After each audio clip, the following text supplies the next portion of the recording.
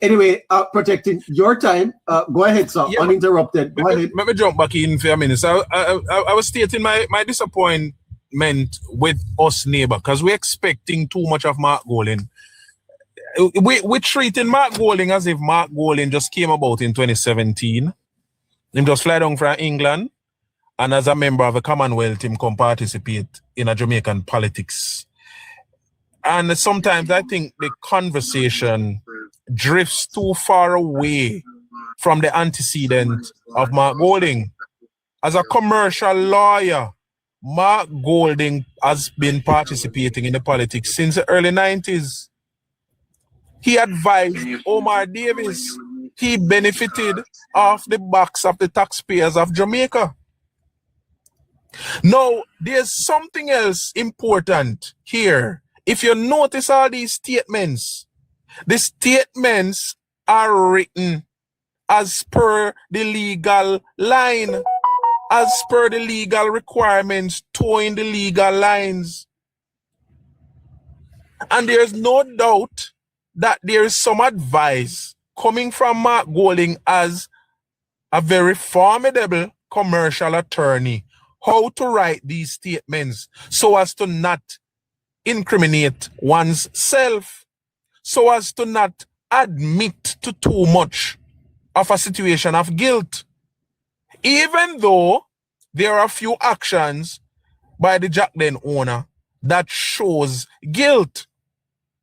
But if you read through the statements are prepared to deny guilt. And we must not give Mark Golding a pass by saying that just because he's in charge of the opposition, then there are certain things according to the criteria for integrity that is expected of him, or the criteria for good leadership. Mark Golding is none of the above. Now, for the past 3 days, they have been trying to formulate a story to put out there that one of the 4 companies has something to do with a member of the JLP. I remember clearly in the parliament at the PAC that the 4 companies were named, and I remember clearly on the news at some point last week that the owners and shareholders and directors of the companies were named on Nationwide. But this is how the PMP are. For them, politics is petty. And so for them, it is a, okay, we do it, but you do it too. That kind of nonsense. And we should not allow it. We should not tolerate it. We must make it slide. And yes, this graciousness that we're approaching Mark Golding with, I'm disappointed. Mark Golding is still the Grinch from Jamaica's rigid past. He participated in the collapse of our economic system, and he became one of the main major beneficiaries of such collapse, and we must not give him a pass. We're expecting too much. We're giving too much grace to Mark Golding and expecting goodness to come out of something or someone when no good, no inner. And we have to add that to the conversations when we're having the conversation, neighbor. We're too gracious to Mark Golding. Mark Golding robbed we. He robbed us. And him come back again now in charge of the political party that spearheaded that robbery. And we must not give him no grace where that is concerned. I do not expect anything good from Mark Golding. And I expect that they will be formulating political arguments, and they will be orchestrating, and they will have their different groups to release different statements on different media outlets as we move forward.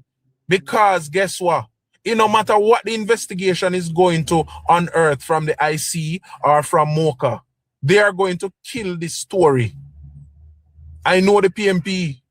They're going to go on a carpet bombing mission to kill the story. And we must continue to expect more on a broader scale from the people who cozy up to the PMP. Not the PMP and those who lead it. because nothing good will come of them.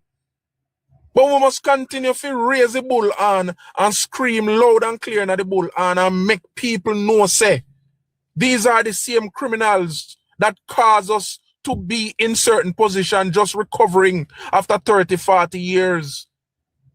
And we must not give them a pass. I don't expect nothing good. Okay, look on this man. This man owns a company that provides about 4 or 5 different services to the government, especially in the health sector. Him even in a construction. Okay, him is now a member of parliament.